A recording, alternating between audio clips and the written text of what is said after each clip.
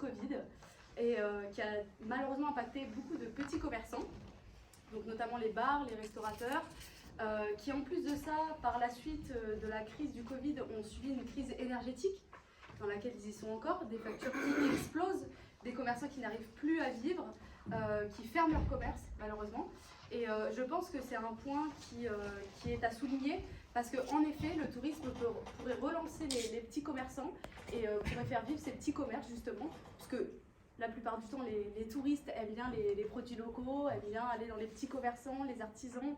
Et je pense que justement le tourisme pourrait redévelopper ces petits commerçants et pourrait les aider justement à sortir de cette crise, enfin de ces crises qui s'enchaînent malheureusement.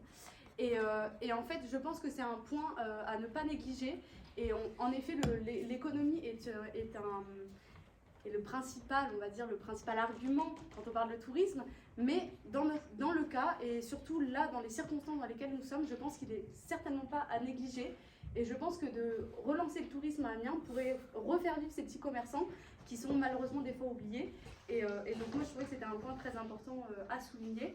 Et en effet, ça permet de recréer des emplois aussi, notamment dans les périodes estivales, quand souvent il y a des pics de tourisme. On voit que les petits commerçants, justement, ils vont engager des saisonniers, des petits CDD, des étudiants pour les aider à travailler, justement. Et je pense que c'est également un point à ne pas négliger, puisque les étudiants, des fois c'est compliqué, et de trouver un travail, c'est également compliqué. Et le tourisme, ça pourrait les aider aussi à trouver du boulot et pouvoir justement mettre de l'argent de côté l'été pour passer l'année. Donc voilà sur mes principaux points pour le tourisme.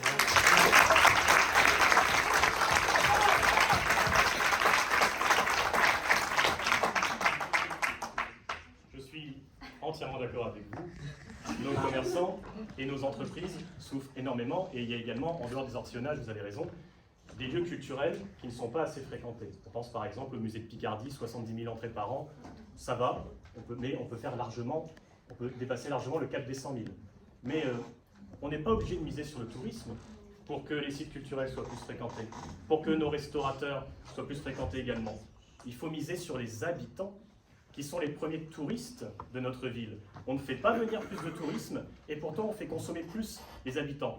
Je vais vous prendre un exemple. Je ne vous connais pas. On est d'accord. Et pourtant, je suis sûr et certain qu'il y en a énormément ici qui n'ont jamais fait le musée de Picardie, qui n'ont jamais fait la maison de Jules Verne, qui n'ont jamais fait le zoo, peut-être même les trois, en tout cas au moins l'un des trois.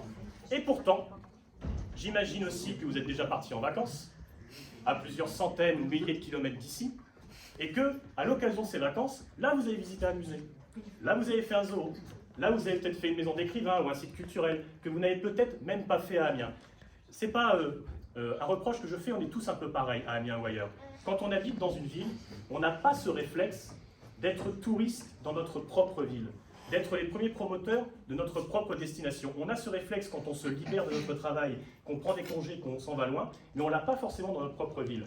Et donc ce qu'il faut absolument qu'on développe à l'Office de tourisme, pour le coup c'est vrai, ce qu'il faut absolument qu'on développe à l'Office de tourisme, c'est d'inciter nos habitants à fréquenter beaucoup plus les lieux culturels et notamment à aider nos amis les restaurateurs, parce que là encore, on va très souvent au restaurant quand on part en week-end ou qu'on part en vacances, on n'y va pas ou on n'y va presque pas quand on reste dans notre ville. Donc c'est sur ce levier-là qu'il faut qu'on s'appuie. Enfin, pour nos amis les hôteliers, dont vous n'avez pas parlé, mais là vous aurez très bien pu me dire que ça va être compliqué pour eux aussi. 70% en moyenne, les hôteliers ont 70% de taux d'occupation.